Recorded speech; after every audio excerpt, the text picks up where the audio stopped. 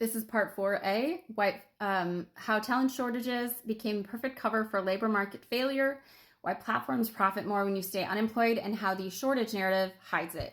Hi, my name is Sarah Trumbull. I'm the founder and CEO of the Job Applicant Perspective, the first anonymous user reviews for job ads across the US. If you are a philosophical logic geek like I am, this is kind of for you, or if you're someone who hasn't seen my previous post, if you've already seen it, it might not be that interesting. I changed the logic and the order a little bit, and I am running it through my own head. 2 birds, 1 stone, and all that. Why it feels like gaslighting.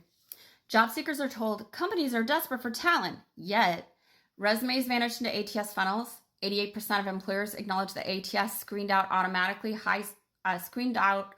qualified high-skilled applicants because their resumes weren't ATS friendly. Instant rejections come from opaque keywords. Over 99.7% of recruiters use keyword filters in their ATS, filtering for skills 76.4%, education 59.7%, titles, certifications, and experience, according to JobScan. And job seekers are asked to complete unpaid assessments while employers get no transparency in return. And I've linked an article from Forbes and another from Axios about speaking anecdotally to this issue. This isn't incompetent, it's design. The illusion of scarcity props up platform profits, recruiter upsells, and vendor services while obscuring the structural dysfunction the U.S. labor force cannot opt out of.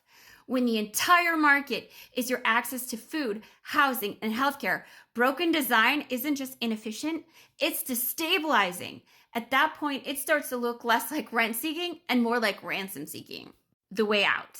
If you are tired of being treated like invisible data point inventory, you're not imagining it. That's why we built the Job Applicant Perspective, the first review-driven hiring platform where job seekers can flag ghost jobs, review employment hiring processes honestly, and track broken pipelines like scam recruiters and ghost recruiters. Because until applicants have collective leverage, the narrative won't change. Because transparency shifts power. Because scarcity isn't always real, but your labor is. Join T-Job and take back the market. The takeaway: the numbers don't lie. Hiring hasn't improved. Employer spending keeps climbing. Job seekers remain invisible, and their experience keeps getting decidedly worse. If this were truly a talent shortage, HR tech companies would be designing systems around job seeker insights, usability, and trust. They aren't. This isn't a shortage. It's the business model. It's a variation on De Beers' situation.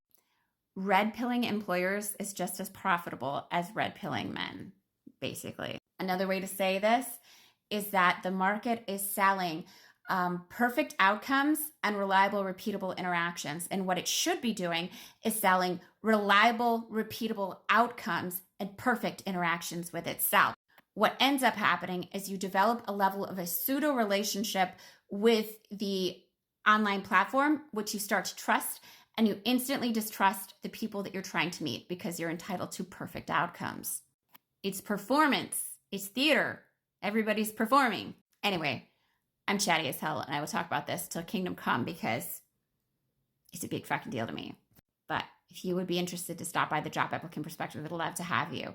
We're getting some interesting interaction from fancy labor market economists from across the country. And also on the website, though, this really is the only option because in the end, the profit is in the pain when there's only one stakeholder. It always is. It just is.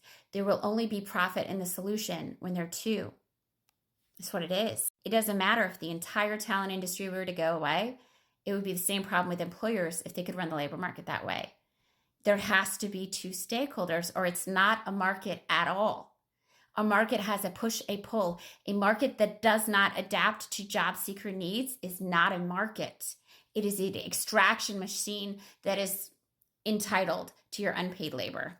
And I don't think so. So if you want to have a labor market of, by, and for the unpaid labor force that powers it, you should stop by the Job Applicant Perspective, the first anonymous user reviews for job ads across the US. Thank you so much.